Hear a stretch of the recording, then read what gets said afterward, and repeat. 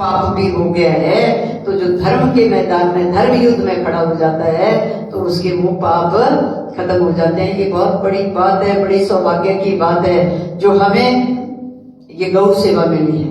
वास्तव में ये विषय जो है गौ माता, राष्ट्र माता, यह विषय हमारे पूज्य गोपाल मणि महाराज जी ने उठाया और हम लोगों को तो पक्की पकाई में लग गई है भाई। हमें सोचना ही नहीं पड़ा कि कौन सा विषय उठाएं, कैसे गौ माता को राष्ट्र माता का सम्मान दिलाएं। यह सम्मान तो इस विषय को उठाने के लिए तो हमारे पूज्य गोपाल मणि महाराज जी ने कई वर्षों तक तपस्या की, गौओं के पीछे पीछे रहे, गौ माता को जौ खिलाते थे।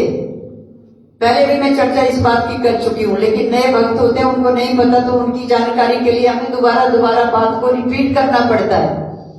तो गौओं के पीछे रहे, गौ माता को थोड़े से जौ खिलाते थे और वो जौ जब गोबर में निकलते थे तो उस जौ को धो के पीस के एक सत्तू बनाया जाता था और आधा गिलास दूध का, और वो एक सत्तू दिन में एक बार लेते थे।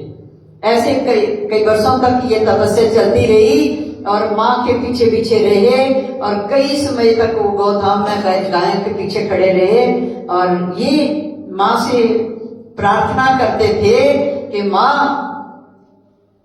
आपको कैसे बचाया जाए, गौ हत्या कैसे बंद होगी, आपको माँ का सम्मान कैसे मिलेगा, हमें हमारा मार्गदर्शन करो, हमें प्रेरणा दो। तो ऐसी गौ माता की कृपा हुई कि माँ ने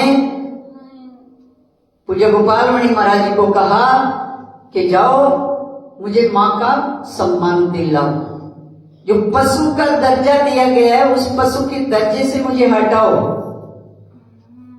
जो लोग इस सेवा में, इस कार्य में जुड़ जाएंगे उनका जीवन सार्थक हो जाएगा, उनके पितरों का उद्धार हो जाएगा। वो चाहे कितनी पीढ़ी दर पीढ़ी के अगर कई नरकों में पड़े भी हैं तो उन नरकों से निकल आएंगे, उनका उद्धार हो जाएगा।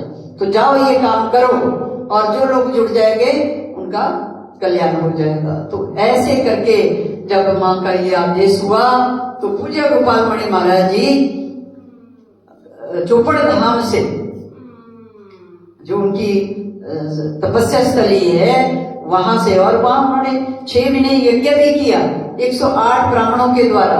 और ये जो धेनुमानस ग्रंथ जो आप सब लोग पाठ करते हैं, उस धेनुमानस ग्रंथ की रचना भी हुई, वो उसी विद्या स्थान में हुई, उसी चोपड़ धाम में, जो जब महाराज जी का जो तपस्या स्थली है उसी स्थली में वो धेनुमानस की रचना भी हुई, यज्ञ भी हुआ और वही माँ की कृपा हुई। माँ ने कहा कि जाओ पहले मुझे पशु के दर्जे से निकलवाओ, पशु का जो दर्जा दिया गया है उसको हटवाओ, मुझे माँ का सम्मान दिलाओ। उसी वक्त जिस दिन आदेश हुआ उसी वक्त हमारे पूज्य गुरुदेव चोपड़ धाम से चले और गंगोत्री से 18 दिन नंगे पैर बर्फ में चलते रहे। गंगोत्री से लेकर दिल्ली तक 18 दिन की पद यात्रा उन्होंने की और लाखों लोग उनके साथ थे। और तब आंदोलन हुआ 2008 में, फिर 2014 में, फिर 2016 में, अब 2023 में ये चौथा आंदोलन था। अभी भी अब ये खुशी है कि एक धर्म मंच से तो माँ को माँ का सम्मान मिल गया, लेकिन कानून से और सरकार से को भी ये बात माननी पड़ेगी और माँ को माँ का सम्मान देना पड़ेगा। जब तक नहीं दिया तब तक हम इसी तरह रात दिन गौ माता के जयकारे और गौ माता, राष्ट्र माता, जागो सनातनियों जागो, जैसे हम रैलियां निकालते रहे, ये रैलियां भी ऐसे ही चलती रहेगी। अभी 15 दिन का समय हमें मिला है, 15 दिन के बाद फिर से हम इसी तरह रैलियां शुरू करेंगे। सो आइए आज पुनः जो भक्त साथ दे रहे हैं, देखिए मैंने पहले भी कहा कि हमें तो जो विषय जिसने उठाया, जिन्होंने उठाया, कितनी मेहनत, कितनी तपस्या उन्होंने की, हमें तो बना बनाया मिला है, तो उसमें हमें साथ देना चाहिए, उस चीज को हमें नहीं छोड़ना चाहिए, लगातार हमें प्रयास करना चाहिए। तो इसी बात पे अपनी वाणी को विराम देती हूँ और पुनः जो भक्त जुड़े हुए हैं और भक्तों को भी अभी जोड़ने की हमें जरूरत है, और भक्तों को आप जोड़ते जाओ। और दिल्ली के जो लोग हैं, ज्यादा से ज्यादा दिल्ली के लोग जुड़े, क्योंकि बाहर के लोगों को लाने में आपको पता है कि कितना उसमें अर्थ भी चाहिए, कितनी व्यवस्था करनी पड़ती है, कितनी बसें मंगवाई बाहर से, कितनी गाड़ियां आई, कई लोग बाई प्लेन आए, कोई बाई ट्रेन आए, कोई कैसे पहुंचे, कोई कैसे पहुंचे। तो यहाँ तो बसें, डीजल की बसें बंद थी, बड़ी मुश्किल से भी कई भक्त ऐसे पहुंचे।